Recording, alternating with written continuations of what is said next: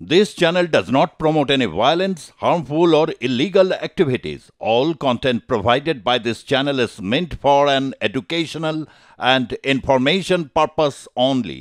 Saint Martin দ্বীপ এবং বাংলাদেশের কক্সবাজারে অবস্থিত এই দ্বীপটি একেবারে নিজেদের হাতে রাখতে মরিয়া আমেরিকা। কিন্তু কেন ৩ স্কয়ার কিলোমিটার জায়গা জুড়ে এই দ্বীপে আনুমানিক প্রায় ৩৭০০ মানুষ বসবাস করেন। তাদের প্রত্যেকের জীবিকা মাছ ধরা এবং এই সেন্ট মার্টিন দ্বীপের বাংলাদেশিরা কি নামে ডাকেন? তারা এটাকে দারুচিনি দ্বীপ হিসাবে ডাকেন। কিন্তু কেন এই দ্বীপের দিকে এতটা নজর আমেরিকার? বাংলাদেশের দ্বীপটি হাতে রাখতে কেন মরিয়া আমেরিকা? দক্ষিণ পূর্ব এশিয়ায় চীনা প্রভাব রোধ করতে বিশেষ নজর আমেরিকার। অন্তর্বর্তী সরকারকে দ্রুত নির্বাচন সেরে ফেলতে দ্রুত নির্বাচন সারতে চাপ দিচ্ছে আমেরিকা, এমনটা অন্তত মনে করা হচ্ছে। কিন্তু এই সেন্ট মার্টিন দ্বীপ ঘিরে কেন এত টানাপোড়েন? কারণ বাংলাদেশে আমরা দেখেছিলাম যে কোটা সংস্কার এই আন্দোলন দিয়ে সেখানে আন্দোলন শুরু হয়েছিল, তারপর সেটা গণ অভ্যুত্থানের রূপ নেয় এবং অবশেষে ৫ই অগাস্ট আমরা দেখি শেখ হাসিনা প্রধানমন্ত্রীর পদ থেকে তিনি পদত্যাগ করেন। সব মিলিয়ে আমরা দেখি যে তিনি দেশ ছাড়তে বাধ্য হন এবং তারপর তিনি ঘনিষ্ঠ মহলে সেন্ট মার্টিন দ্বীপ নিয়ে একটা ক্ষোভ প্রকাশ করেছিলেন। এই মুহূর্তে আমাদের সঙ্গে রয়েছেন টেলিফোন লাইনে কর্নেল সৌমিত্র রায়। কর্নেল রায়, সেন্ট মার্টিন দ্বীপ এবং যে দ্বীপটা বাংলাদেশের একমাত্র কোরাল দ্বীপ হিসাবে পরিচিত, আমেরিকারও নজর রয়েছে এই দ্বীপের উপর, কিন্তু নেপথ্যে কারণটা? হ্যাঁ, অত্যন্ত গুরুত্বপূর্ণ একটা ব্যাপার। যে ইমেজটা আপনারা দেখাচ্ছেন বড় সুন্দর ইমেজ। এটা আমাদের লাক্ষাদ্বীপ বা মালদ্বীপের মতো একটা কোরাল আইল্যান্ড দেখতে পাচ্ছি আমরা। এখন এই দ্বীপের একটা অত্যন্ত স্ট্র্যাটেজিক ইম্পর্টেন্স আছে, যেটা আমি ছোট্ট করে এক্সপ্লেন করি। এই দ্বীপের লোকেশন হচ্ছে, এটা ৯ kilometre south of Cox's Bazar. Cox's Bazar হচ্ছে একটা বিশাল নৌঘাঁটি বাংলাদেশের। আর শুধু তাই না, যদিও এই দ্বীপটা একটা ডাম্বল শেপ দ্বীপ, তার মানে দ্বীপের মাঝখান থেকে আপনি সূর্যোদয়ও দেখতে পারবেন ইস্টের দিকে, আবার ওয়েস্টের দিকে আপনি সূর্য অস্তও দেখতে পাবেন। এটা একটা অত্যন্ত বিউটিফুল একটা দ্বীপ। আচ্ছা, এবারে স্ট্র্যাটেজিক্যালি এই দ্বীপের ভেতরে যদি একটা নেভাল বেস বা একটা মিসাইল বেস বা একটা সার্ভেলেন্স বেস এখানে করা হয়, তাহলে শুধু বে অফ বেঙ্গলই না, কমপ্লিট সাউথ ইস্ট এশিয়ার মধ্যে যে সামুদ্রিক মুভমেন্ট গুলো হয়, সেই মুভমেন্ট গুলোর ওপরে একটা নজর রাখা যাবে।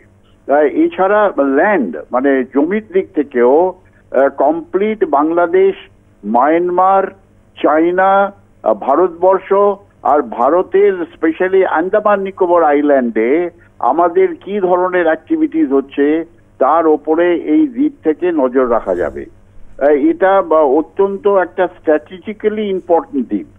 এবারে বাইডেন অ্যাডমিনিস্ট্রেশন কিন্তু চেয়েছিল যে এই দ্বীপটা তাদের নিচে নিয়ে সেখানে একটা আমেরিকার প্রভুত্ব সৃষ্টি করে, যেমন আমি বললাম, সামুদ্রিক এবং ল্যান্ড দুটো সাইডেই তারা নজর রাখে। যে China also they will be able to have a surveillance কি করছে চাইনিজ নেভি বা চাইনিজ আর্মি অ্যাক্রস মায়ানমার। তাই এটা এখন ট্রাম্প অ্যাডমিনিস্ট্রেশন কিভাবে এটা অ্যানালাইজ করে, কিভাবে এটা দেখে, এটা গুরুত্বপূর্ণ। কিন্তু একটা জিনিস আমি না বলে পারছি না, আমাদের ইনফরমেশন অনুযায়ী ট্রাম্প অ্যাডমিনিস্ট্রেশন যদিও এখন পর্যন্ত শপথ নেয়নি, কিন্তু তারা এই যে আমেরিকা ডিপ স্টেট যারা এই সমস্ত দেশের মধ্যে ইনভলভ ছিল, যারা স্পেশালি আমেরিকার পলিসিকে অপোজ করে, সেই দেশের মধ্যে সফট টার্গেট গুলোকে ব্রেন ওয়াশ করে সেখানে একটা মুভমেন্ট সৃষ্টি করার, সেই যে ডিপ স্টেটের মধ্যে যারা লিডার ছিল, ইনভলভ ছিল আমেরিকাতে, already Trump administration take over করার আগেই তাদের সেখান থেকে সরানো শুরু হয়ে গেছে।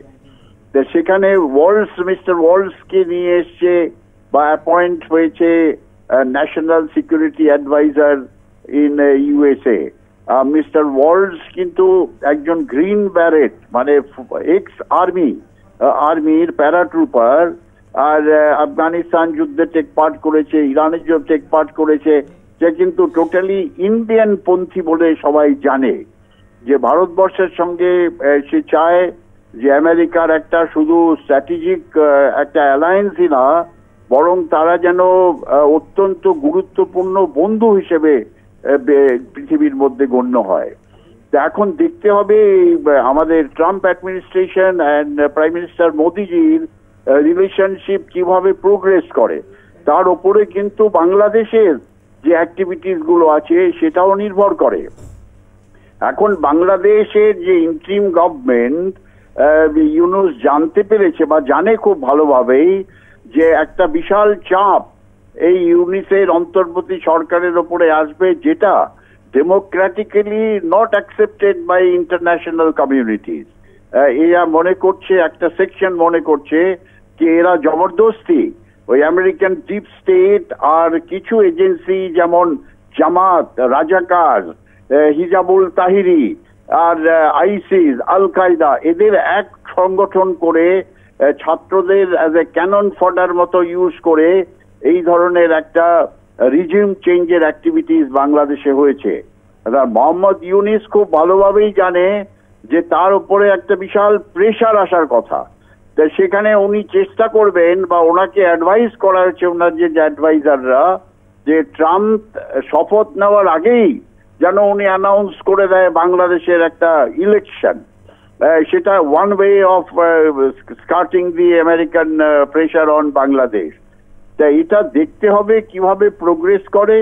কিন্তু বাংলাদেশের পরিস্থিতি কমপ্লেক্স থেকে কমপ্লেক্সিটির মধ্যে যাচ্ছে। সেখানে কারা যে কে কমান্ড করছে বাংলাদেশকে, বাংলাদেশকে অ্যাডমিনিস্ট্রেশন কে করছে, কারা করছে, বাংলাদেশের ল অ্যান্ড অর্ডার কার নিচে, এটা কিন্তু একটা বড় কোশ্চেন এসে গেছে। আর যে রাজাকার আর জামাত, আমাদের ইনফরমেশন হিসেবে তারা কিন্তু শেখ হাসিনার সরকারের মধ্যে ইনফিল্ট্রেট করেছিল। ইনফিল্ট্রেট করে তারা এই ধরনের একটা অ্যাক্টিভিটিস, একটা ম্যাসিভ একটা মুভমেন্ট শুরু করেছে, in spite of Sheikh Hasina doing a lot of good work for Bangladesh. তার কিছু হয়তো প্রবলেম ছিল, কিন্তু সেই প্রবলেমগুলো রিজলভ করা যেত। এবারে রাজাকার নিয়ে আমি একটা ছোট্ট করে কিছু বলতে পারি? হ্যাঁ, নিশ্চয়ই। আচ্ছা, এই রাজাকার কথাটা কিন্তু লোকে জানে না এটা কি ব্যাপার, এরা কিভাবে সৃষ্টি হলো, কি তাদের অর্গানাইজেশন ছিল। টিকা খান যখন জানুয়ারি 1971, ফেব্রুয়ারি 1971-এ বাংলাদেশের ইস্টার্ন কমান্ডে নিয়ে ওই জেনোসাইড আরম্ভ করলো, আর Tikka Khan is known as butchers of Bengal, তাকে সবাই বুচার্স অফ বেঙ্গল বলে জানে। সে কি করলো, তখন মুক্তি বাহিনী আস্তে আস্তে অ্যাক্টিভিটিস করছিল বাংলাদেশের দেন ইস্ট পাকিস্তানের মধ্যে। তারা এই পাকিস্তান সেনাবাহিনী কি করছে কি না করছে, পাকিস্তান শুধু সেনাবাহিনী না, আর্মি, আওয়ামী লীগের কোন লিডারের পেছনে লেগে আছে, তাদের কিভাবে ধরবে, কিভাবে তাদের মারবে, তাদের ফ্যামিলি কি করছে, এই ধরনের অ্যাক্টিভিটিসের জন্যে একটা ফোর্স, সেই ফোর্সটা মেইনলি আমি না বলে পারছি না, তার মধ্যে বিহারি মুসলমান আর যারা এই ইস্ট পাকিস্তানের আওয়ামী লীগের অপোজ করছিল, সেই সমস্ত নিয়ে একটা দল সৃষ্টি করলো, সৃষ্টি করে তাদের আর্মস দিল পাকিস্তান সেনাবাহিনী। আর্মস দিয়ে তাদের অবজেক্টিভ ছিল যে এই আওয়ামী লীগের সদস্য এবং তাদের ফ্যামিলিদের ওপর নজর রাখো, তাদের মারো, কমিউনিকেশন এর ওপর কন্ট্রোল রাখো, গাড়ি চেক করো, আর মুক্তি বাহিনী যদি কোথাও কিছু অপারেট করে সেই সম্বন্ধে খবর দাও। আর এদের নাম দিল টিকা খান রাজাকার। এই রাজাকাররা অত্যন্ত একটা নৃশংস, হিংস্র ভাবে আওয়ামী লীগের মেম্বার, তাদের ফ্যামিলির আর মুক্তি বাহিনীর কাউকে যদি ধরতো, তাদের ওপর অত্যন্ত নৃশংস ভাবে কারো গলা কেটে, কারো হাত কেটে, কারো পা ছিঁড়ে, কারো হাত ছিঁড়ে এই ধরনের অ্যাক্টিভিটিস করতে আরম্ভ করেছিল সেখানে। তারা শেষ দিন পর্যন্ত, যুদ্ধের শেষ দিন পর্যন্ত পাকিস্তান সেনাবাহিনীকে সাপোর্ট করছিল। এই রাজাকারদের নাতিপুতিরা এখন এই ধরনের যে একটা ডিস্টারবেন্স বাংলাদেশের মধ্যে হলো তার মধ্যে জড়িত।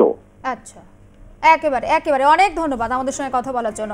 আমরা কথা বলছিলাম কর্নেল সৌমিত্র রায়ের সঙ্গে এবং সেন্ট মার্টিন দ্বীপ নিয়ে আমরা এই মুহূর্তে আলোকপাত করেছি। কেন এই দ্বীপের উপরে এতটা নজর আমেরিকার, অন্তত গোটা বিষয়টা কর্নেল রায় খুব সুন্দরভাবে আপনাদের সামনে তুলে ধরলেন।